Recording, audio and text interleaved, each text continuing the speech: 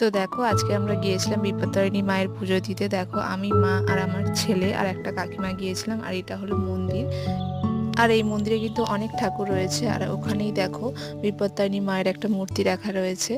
তারপরে দেখো এখানে আমার মা একটু ব্রাহ্মণের সাথে গল্প করছিল। আর এখানে দেখো তুলসী মঞ্চ রয়েছে, এখানে রয়েছে নন্দী, এই সাইড থেকে একটা গেট রয়েছে। আর এখানে একটা দেখো শিবলিঙ্গ রয়েছে আর একটা বট গাছ রয়েছে। আমি আর আমার ছেলে দেখো পুজো দেওয়া হয়ে গেছে।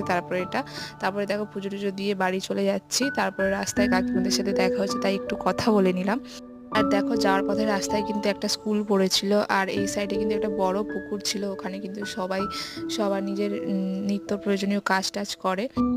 তারপরে দেখো রাস্তায় যেতে যেতে কিন্তু একটা শিব মন্দিরে পড়বে, ওখানে কিন্তু আমি ছোট থেকেই পুজো দিই, নীলরাত্রির পুজো। আর এখানে কিন্তু জাঁকজমক করে খুব পুজো হয়। আর এখানে ঠাকুর কিন্তু খুবই জাগ্রত। আর আমার ভিডিওগুলো তোমাদের কেমন লাগছে সেগুলো কিন্তু অবশ্যই কমেন্টের মাধ্যমে আমাকে জানাবে। দেখার জন্য কোনো ব্লগে বাই।